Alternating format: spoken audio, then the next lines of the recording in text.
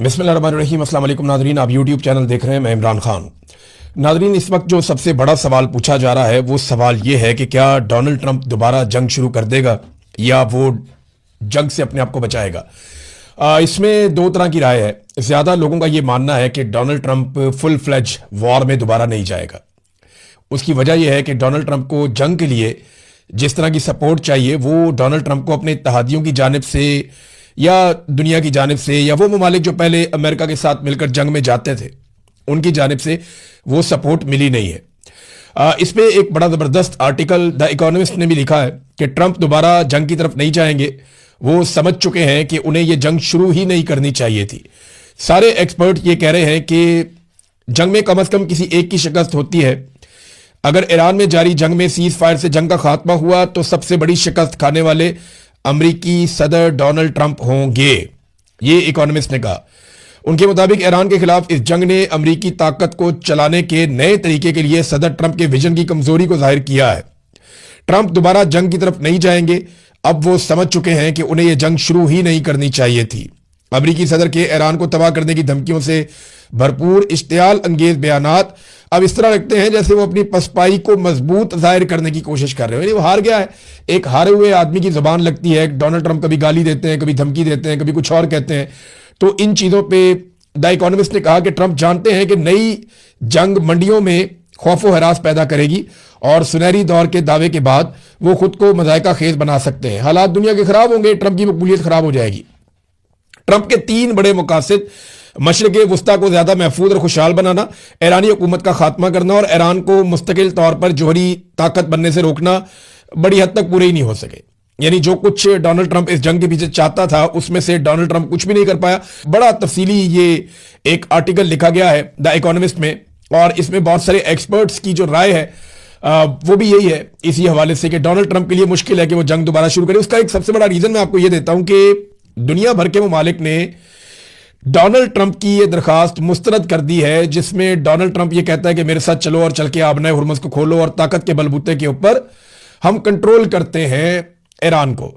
लेकिन यह बात मानी नहीं जा रही डोनाल्ड ट्रंप की। अब जिन ममालिक से डोनाल्ड ट्रंप ने रिक्वेस्ट की है जरा वहां से जो इतला आई है वो देख लें आप। बरतानिया ने डोनाल्ड ट्रंप की ये रिक्वेस्ट नहीं मानी, वो अब इस लड़ाई के अंदर नहीं जा रहा, उन्होंने कैटेगोरिकली कह दिया। इटली ने भी यही कहा, स्पेन ने भी डोनाल्ड ट्रंप का आइडिया मुस्तरद कर दिया, जापान ने भी मुस्तरद कर दिया। फ्रांस हिचकिचाहट का शिकार है। मैक्रोन आपको पता है वो कभी हाँ कभी ना, लेकिन मैक्रोन अपने आप को यूरोपीय यूनियन से अलग नहीं कर सकता। नॉर्वे इन्होंने भी मुस्तरद कर दिया, कनाडा ने भी मुस्तरद कर दिया, ऑस्ट्रेलिया ने भी मुस्तरद कर दिया है। याद रखिएगा ऑस्ट्रेलिया समंदरों के अंदर अमेरिका के सबसे बड़े इत्तेहादियों में से एक है, क्योंकि एक क्वाड नाम की तंजीम है जो बनी हुई है जिसमें 4 ममालिक हैं, अमेरिका है, ऑस्ट्रेलिया है, जापान है, इंडिया है। तो ऑस्ट्रेलिया के बड़े ज़बरदस्त ताल्लुकात हैं अमेरिका के साथ दिफाई नौइयत के, लेकिन ऑस्ट्रेलिया ने भी मना कर दिया। चीन ने कोई जवाब नहीं दिया, नीदरलैंड ने कोई जवाब नहीं दिया, जनूबी कोरिया कोई तस्दीक उनकी तरफ से नहीं हो सकी कि वो डोनाल्ड ट्रंप के साथ जाएंगे या नहीं। दुनिया के वो तमाम ममालिक जो तगड़े ममालिक हैं, बड़े ममालिक हैं, वो डोनाल्ड ट्रंप के साथ खड़े नहीं हो रहे और जो भी डोनाल्ड ट्रंप के साथ खड़ा हो रहा है उसको इसका नुकसान हो रहा है। अभी मैं आपको एक बहुत बड़ी खबर देने वाला हूं, लेकिन उससे पहले आपको एक बड़ी इंटरेस्टिंग खबर मैं आपको बताता हूं कि डोनाल्ड ट्रंप का एक बहुत बड़ा एसेट था यूरोपीय यूनियन में, हंगरी का वजीर आजम। ये जो हंगरी का वजीर आजम है ये 16 साल से वहां पे इक्तदार में है। तगड़ा आदमी है ना, तभी तो इक्तदार में है, बड़ा मकबूल आदमी है और ये अमेरिका का बहुत बड़ा हामी है और डोनाल्ड ट्रंप की पॉलिसी के मुताबिक चलता है। तो डोनाल्ड ट्रंप का खास आदमी है। जब पूरा यूरोपीय यूनियन डोनाल्ड ट्रंप के खिलाफ बोल रहा था या यूरोपीय ममालिक डोनाल्ड ट्रंप की पॉलिसी से इख्तलाफ कर रहे थे, तो ये वो वाहिद आदमी था जो हंगरी का वजीर आजम विक्टर ऑरबान ये डोनाल्ड ट्रंप की सपोर्ट कर रहा था। अब इसका इलेक्शन हुआ, इसके इलेक्शन के लिए बाकायदा जेडी वेंस को भेजा भी गया कि जरा सपोर्ट वपोर्ट करके आओ, और अमेरिका ने पूरी सपोर्ट की है। अमेरिका का इत्तेहादी है ये जो हंगरी का वजीर आजम था, लेकिन उसको बदतरीन शिकस्त दी है वहां के अपोजिशन लीडर ने और उसका नाम है पीटर। उसने शिकस्त दे दी डोनाल्ड ट्रंप के बड़े जबरदस्त हमायती को। 16 साल के बाद वो इलेक्शन हार गया और 2/3 अक्सरियत से वो इलेक्शन हार गया। देखिए यूरोपीय यूनियन जो है ना वो पेड्रो के नक्शे कदम पे चल रहा है। पेड्रो एक नौजवान लीडर है और उसका ताल्लुक है स्पेन से। और स्पेन में अभी मैं गया था थोड़े दिन पहले, मैंने वहां के लोगों से पूछा, उन्होंने कहा जी पेड्रो बिल्कुल एक अलग तरह का सियासतदान है, वो रवायती सियासतदान नहीं है। वो सही को सही और गलत को गलत कहता है, चाहे उसको उसके लिए कोई भी कीमत चुकानी पड़े। ये वहां दावा किया गया, बहुत सारे लोगों ने ये कहा और वो वहां बहुत मकबूल भी है। लिहाजा डोनाल्ड ट्रंप का एक हमायती भी इलेक्शन हार गया। अब वहां पे जो दूसरी हुकूमत बनेगी तो जो कुछ हमायत थोड़ी बहुत ट्रंप के पास यूरोपीय यूनियन में थी वो भी ऐसा लगता है कि अब नहीं होगी। एक एक करके इत्तेहादी डोनाल्ड ट्रंप से दूर जा रहे हैं। मिसाल के तौर पे डोनाल्ड ट्रंप ने 2 बजे धमकी लगाई दोपहर के कि मैं इसराइल की हमायत से इनकार करने पर स्पेन के साथ तमाम तिजारत और ताउन खत्म कर दूंगा। यानी स्पेन को उन्होंने धमकी लगाई और 2 घंटे बाद जो है वो स्पेन का जो वजीर आजम है वो चीन पहुंच गया। ट्रंप को वादे पैगाम दिया कि जनाब एक मुतबादिल भी मौजूद है, दुनिया में एक और सुपर पावर भी है, आप अकेले तो नहीं है। तो स्पेन अपने चीन के साथ ताल्लुकात बढ़ा रहा है। डोनाल्ड ट्रंप कहता है कि जो चाइना की गाड़ियां हैं वो यूरोप की मार्केट को तबाह कर देंगी और यूरोप की गाड़ियों की मार्केट को बर्बाद कर देंगी। देखिए ये कंपटीशन तो दुनिया में होगा। इस वक्त मुकाबला दुनिया में है इलेक्ट्रिक गाड़ियों का। आने वाली चंद दहाइयों में पूरी दुनिया से जो पेट्रोल और डीजल पे चलने वाली गाड़ियां वो खत्म हो जाएंगी। यहां यूरोप में अब गाड़ियां वो यूरो 6 गाड़ियां आ गई हैं। ये कोशिश करते हैं कि इलेक्ट्रिक गाड़ियां लोग चलाएं, दूसरी गाड़ियां ना चलाएं। और इलेक्ट्रिक गाड़ियां बनाने में इस वक्त पूरी दुनिया में सबसे आगे चाइना है। इसकी लगभग 60% के करीब मार्केट चाइना के कंट्रोल में है। जापान में गया था, मैंने वहां लोगों से पूछा, उन्होंने कहा जी हम कोई ऐसी काबिल जिक्र शानदार इलेक्ट्रिक गाड़ी नहीं बना सके जिसके हम दुनिया के सामने रख सकें। वहां कंपनियां कोशिश कर रही हैं, लेकिन जिस तरह चाइना आगे निकल गया, जिस तरह नए नए मॉडल उन्होंने बनाए और जितनी जबरदस्त टेक्नोलॉजी से वो गाड़ियां बना रहे हैं, और चाइनीज गाड़ियां बहुत जल्दी चार्ज होती हैं, बहुत ज्यादा देर तक चलती हैं, तो उनकी क्वालिटी बड़ी शानदार है।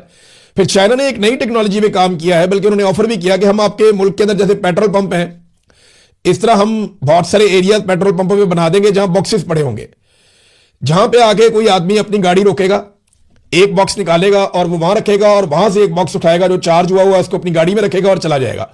500 किलोमीटर अब वो और जा सकता है। तो उनका ये फॉर्मूला है कि हम पूरे यूरोप के अंदर जगह जगह पे एक ऐसे स्टेशन लगा देंगे जहां पे बॉक्सेस पड़े हुए होंगे छोटे से। वो बॉक्स के अंदर बैटरी है, आपने गाड़ी में से अपनी बैटरी निकाली और वहां रख दी, वो ऑटोमेटिक चार्जिंग पे लग गई, और वहां से एक बैटरी जो चार्ज है वो उठाई और गाड़ी में रख दिया, 500 किलोमीटर फिर चले जाए। तो इस किस्म की फैसिलिटी भी चाइना कह रहा है। तो चाइना बहुत आगे निकल गया। अमेरिका के बाद बहुत थोड़ी मार्केट है, दूसरे नंबर पे दुनिया में अमेरिका है, पहले नंबर पे चाइना है। यूरोप भी अब इलेक्ट्रिक गाड़ियां बना रहा है, लेकिन चाइना दुनिया की मांग पूरी कर सकता है। अमेरिका को इस बात का डर है कि चाइना अगर अपनी गाड़ियां ले आया तो फ्यूचर में चाइना को ही सारा पैसा मिलेगा और ये सारी इंडस्ट्री वो खा जाएगा। तो अमेरिका को ये प्रॉब्लम तो है। अब डोनाल्ड ट्रंप ने धमकी लगाई थी स्पेन को, स्पेन ने क्या किया वो आपने देख लिया। मैं अब आपको एक और चीज बताता हूं। कनाडा के साथ अमेरिका के बड़े जबरदस्त दिफाई ताल्लुकात हैं और ये बड़े पुराने ताल्लुकात हैं। अब जो कैनेडियन हुक्मरान हैं उन्होंने बाकायदा एक स्टेटमेंट दे दिया। उन्होंने कहा वो दिन चले गए जब हम अपने हर फौजी डॉलर में से 70 सेंट अमेरिका को भेजते थे। यानी कनाडा की फौज का जितना बजट होता था उसका 70% वो अमेरिका को भेज देते थे। यानी हर फौजी डॉलर, यानी फौज का डॉलर वही है ना जो फौज के लिए मुख्तस हो जाता था कि जनाब इससे फौज की चीजें लेनी है। तो वो कहते हैं फौज के लिए जो पैसा हम खर्च करते थे उसमें हर डॉलर में से 70% या 70 सेंट हम अमेरिका को भेजते थे। एक वो भी दौर था, अब वो दौर खत्म हो गया। मुमालिक आहिस्ता आहिस्ता अपने आप को खुद मुख्तार कर रहे हैं।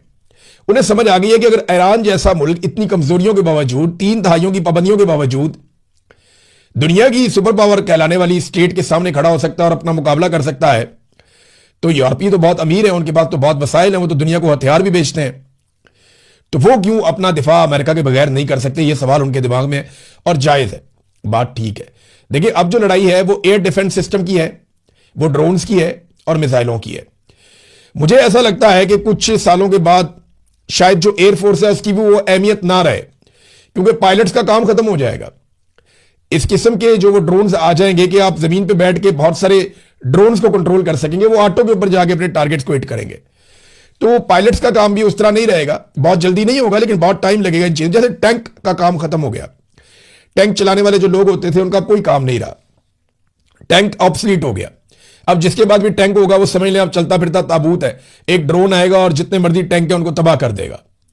लिहाजा इसी तरह आने वाले दिनों में जो पायलट हैं, जीडी पायलट्स, उनका काम भी मेरे ख्याल में किसी और तरफ चला जाएगा। अब तो आपको इंजीनियर्स चाहिए होंगे, साइंटिस्ट चाहिए होंगे जो नए से नए हथियार बनाए और सस्ते और बेहतरीन हथियार तैयार करते चले जाएं। नाज़रीन, मुज़ाकरात कामयाब क्यों नहीं हुए? अब इसकी तरफ आते हैं। ये सबसे इंपॉर्टेंट एक चीज है। इसमें हम देखते हैं सबसे पहले जो ईरान का स्टेटमेंट है वजीर खारजा का। उन्होंने कहा जी कि हम नेक नियति के साथ जंग के खात्मे के लिए इस्लामाबाद मुआहदे पर दस्तखत करने के इंतहाई करीब पहुंच गए थे कि ऐसे में अमेरिका की जानिब से इंतहाई सख्त मुतालबात एकदम पेश कर दिए गए। यानी अमेरिका माजी के तजर्बात से कुछ भी सीखने को तैयार नहीं है। मामला सादा सा है, नेक नियति या दुश्मनी, हम दोनों के लिए तैयार हैं।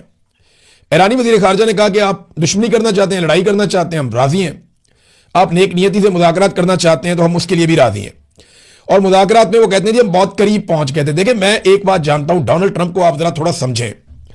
अगर डोनाल्ड ट्रंप ने मुज़ाकरात कामयाब करवाने होते तो वो उसका क्रेडिट खुद लेता, किसी और को ना देता। हत्ता कि वो अपने नायब सदर जेडी वेंस को भी इसका क्रेडिट कभी ना देता। डोनाल्ड ट्रंप को क्रेडिट लेने का शौक है। उसने अपने मुंह से कहा कि उसको अपनी तारीफ करवाना बहुत पसंद है। वो नालायकों के आसपास रहता है ताकि उसकी तारीफ होती रहे। जेडी वेंस के पास मौका जरूर था, लेकिन जेडी वेंस के पास इख्तियारात नहीं थे। अमरीकी नायब सदर जो पाकिस्तान आए, उनके इख्तियारात इतने ही थे कि उन्होंने लगभग 1 दर्जन मरतबा डोनाल्ड ट्रंप से राब्ता किया, नेतन्याहू से भी राब्ता किया, और जब उन्हें कहा गया तो वो मुज़ाकरात बीच में छोड़कर वापस चले गए एक ऑफर देकर। तो जेडी वेंस के बारे में लोग कहते हैं कि ये जो कैनेडी था अमरीकी सदर, ये उसकी तरह लगता है और उसकी तरह बोलता चालता, उसकी तरह बॉडी लैंग्वेज है, चलता भी है, तो ये बहुत बड़ा लीडर बनेगा, लोग ये कहते थे। लेकिन उसने ये मौका जाया किया और ऐसा दिखाई दिया कि उसके पास कोई इख्तियार नहीं था। डोनाल्ड ट्रंप ने पहले कहा भी था कि अगर मुज़ाकरात कामयाब होंगे तो क्रेडिट मैं लूंगा, अगर नाकाम होंगे तो मैं जेडी वेंस पे डाल दूंगा। लोग इस बात पे हंसे थे, लेकिन मैंने इस बात को सीरियस लिया था कि एक्चुअली डोनाल्ड ट्रंप ऐसा ही है, वो यही करेगा। तो ट्रंप को यह पता था कि अगर मुज़ाकरात देखें वाकई उन्होंने कामयाब करने होते तो ट्रंप खुद आता या खुद किसी जगह पे ऐसी जगह मुज़ाकरात करता जहां वो शामिल होता या अपनी इन्वॉल्वमेंट रखता।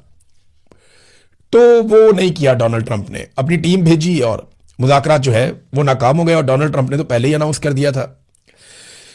अब एक चीज और है, ट्रंप ने एक बात का एतराफ किया है जो मैंने आपको अपने पिछले वीलॉग में बताया था। डोनाल्ड ट्रंप ने कहा कि हमारा जो मुकाबला हुआ है वो बड़े शानदार लोगों के साथ हुआ है। मैंने आपसे कहा था ना कि ये तो चारों पीएचडी थे जो ईरान वाले थे, डॉक्टरेट, शानदार लोग, पढ़े लिखे लोग। और अमेरिका के वफ्द के अंदर लोग जो है वो ताल्लुकातदारी के ऊपर, सियासी नौयत के ऊपर, और वो और तरह के लोग थे, पॉपुलर लोग थे। लेकिन ये लोग बहुत टेक्निकल लोग थे जो ईरान की तरफ से आए थे, तो मुकाबला नहीं था ज़हनी सलाहियतों का। इस बात का एतराफ डोनाल्ड ट्रंप ने भी किया। डोनाल्ड ट्रंप ने कहा जिन अफराद से कल हमारी मुलाकात हुई, सच कहूं तो वो बहुत ज़हीन, बहुत तेज नजर और बहुत आला किस्म के लोग हैं। फिर वो ये कहता रहा कि हमने उनको बहुत नुकसान पहुंचाया, हमने उनको जंग हरा दिया, ये वो तो डोनाल्ड ट्रंप कहता है, हमेशा से कहता है। लेकिन डोनाल्ड ट्रंप ने इस बात का एतराफ किया कि ये बड़े ज़हीन लोग हैं। लेकिन डोनाल्ड ट्रंप क्या उतना ज़हीन है? क्योंकि अब जो काम डोनाल्ड ट्रंप करने जा रहा है ना, ये अजीबोगरीब काम है। इससे पहले हमने इसको ऐसे सुना नहीं है। डोनाल्ड ट्रंप ने यह ऐलान कर दिया कि वो आबना हुर्मुज़ की नाकाबंदी कर देगा। यानी एक अजीबोगरीब चीज है। ईरान ने आबना हुर्मुज़ को बंद किया हुआ है, डोनाल्ड ट्रंप कहते हैं हम बाहर से बंद कर देंगे। ईरान अगर अंदर से बंद करेगा तो जिस जहाज को ईरान छोड़ेगा हम उस जहाज को नहीं जाने देंगे। ये बाहर से नाकाबंदी। हम बचपन में ना एक लतीफा सुनते थे और उसमें वो एक नसीहत की तरह का लतीफा था कि अगर कोई अंदर से कुंडी लगा ले और दरवाजा बंद कर ले तो फिर आप बाहर से कुंडी लगा लें, क्योंकि हर दरवाजे में दोनों तरफ कुंडी होती है। तो दरवाजा खोलने की बजाय आप बाहर से कुंडी। डोनाल्ड ट्रंप ने वो बचकाना हरकत की है। ईरान पहले ही आपने हुर्मुज़ को बंद करके कंट्रोल करके बैठा हुआ है। अब अमेरिका जो है वो ईरान के खिलाफ एक महाज खोल रहा है कि जनाब देखिए ये दुनिया को नहीं चलने दे रहा, देखो ये दुनिया को तेल ले जाने नहीं दे रहा। अब साथ में डोनाल्ड ट्रंप ने कह दिया जनाब जिनको ये तेल ले जाने देगा उनको हम रोक लेंगे। तो अब डोनाल्ड ट्रंप खुद भी उसी सफ में आ गया, अमेरिका को वहीं पे ले आया कि अगर ईरान तेल नहीं जाने दे रहा तो जो वो जाने दे रहा है उसको अमेरिका रोक रहा है। ये तो अमेरिका अपनी मुखालफत के अंदर इजाफा करवा लेगा दुनिया में और कुछ नहीं करेगा। अमेरिकी सदर ने कहा कि अमेरिका जल्द ही उन तमाम जहाजों की नाकाबंदी शुरू कर देगा जो आपने हुर्मुज़ में दाखिल होने या वहां से निकलने की कोशिश करेंगे, और वो काम आज से वो करेंगे। हालांकि ये जंगबंदी का टाइम है, लेकिन अमेरिका ने अनाउंस कर दिया कि आज से वो ऐसा ही करेगा। इस पे ईरान के जो स्पीकर हैं कालीबाफ, उन्होंने एक बयान दिया। उन्होंने कहा अमेरिका को फैसला करना होगा कि क्या वो ईरान का एतमाद हासिल करने के लिए तैयार है या नहीं। ट्रंप की हालिया धमकियों का ईरानी कौम पर कोई असर नहीं होगा, हम ये साबित कर चुके हैं। हमारी बातचीत बहुत शदीद, संजीदा और मुश्किल थी। हमने मजबूत तजावीज़ पेश की जो नेक नियति जाहिर करती हैं और पेशरफ्त का बायस बनेगी। हम अमेरिका पर एतमाद नहीं करते, उन्हें हमारा एतमाद हासिल करना होगा, जो उनके माजी के इक़दामात की वजह से बहुत मुश्किल है। ईरानी कौम अपने रास्ते पर आगे बढ़ रही है और अपनी सलाहियतों पर इंसार कर रही है। हमारा वफद मुत्तहद, संजीदा और ईरान के हकूक के दिफा में तख्लीकी था। उनकी धमकियों का कोई असर नहीं। यह सिर्फ नारा नहीं, दुनिया ने उसे देख लिया है। अगर अमेरिका रास्ता चाहता है तो उसे ईरानी कौम का एतमाद हासिल करना होगा। अगर आप लड़ेंगे तो हम भी लड़ेंगे, और अगर आप मंतक के साथ आएंगे तो हम भी मंतक के साथ, दलील के साथ उसका जवाब देंगे। तो ये कालीबाफ ने कहा डोनाल्ड ट्रंप की धमकी के बाद। ये अजीबोगरीब धमकी है, लेकिन इस धमकी में भी डोनाल्ड ट्रंप को वो सपोर्ट हासिल नहीं है। देखिए, पहले डोनाल्ड ट्रंप ने दावा किया कि इस वक्त आपने हुर्मुज़ में अमेरिकी फोर्सेस के जो जहाज हैं वो बारूदी सुरंगों को साफ कर रहे हैं। लेकिन उसके बाद ईरान ने कहा जी हमने तो उनको यहां पे आने नहीं दिया, बल्कि जो आ रहे थे उनको हमने यहां से भगा दिया कि चले जाओ यहां से। और अब डोनाल्ड ट्रंप कह रहा है कि हम दूर खड़े होकर, काफी दूर जाकर ईरानी मिसाइलों की हद से बाहर निकलकर जो जहाज ईरान छोड़ेगा हम उनका रास्ता रोकेंगे और उन्हें वहां से नहीं जाने देंगे। अब यह प्रॉब्लम पाकिस्तान के लिए भी होगा, यह प्रॉब्लम इंडिया के लिए भी होगा। क्या अमेरिका में इतनी कैपेसिटी है कि वो चाइना के जहाज को रोके? मैं सादा सवाल कर रहा हूं। रशिया ने अभी कोलंबिया को तेल से भरा हुआ कंटेनर पहुंचाया और दूसरा भी वो पहुंचा रहे हैं कोलंबिया को। अमेरिका उनकी नाकाबंदी करता है। रूस का जो ऑयल टैंकर है उसको तो रोक नहीं सका अमेरिका। चाइना जब अपनी जरूरत के लिए यहां से, ईरान से या गल्फ में से, आपने हुर्मुज़ में से निकालकर वो तेल लेकर जा रहा होगा, तो पैसा तो अरबों को मिलेगा ना, और कुछ पैसा ईरान को मिलेगा। फायदा तो इन दोनों मुल्कों का होगा। तो जब अमेरिका बाहर उनकी नाकाबंदी करेगा तो फिर अमेरिका के खिलाफ कौन होगा? चाइना, अरब या ईरान?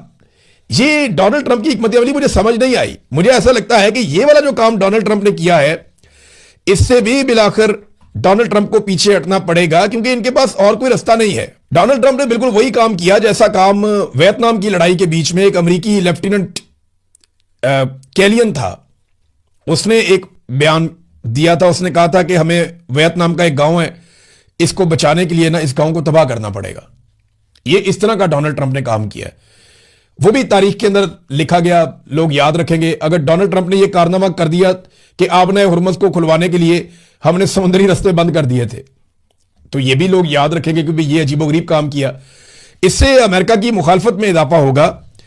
अमेरिका के लिए कोई अच्छे लोगों के रिमार्क्स नहीं होंगे, या जो मुख्तलिफ ममालिक हैं वो खुश नहीं होंगे डोनाल्ड ट्रंप की इस हरकत से।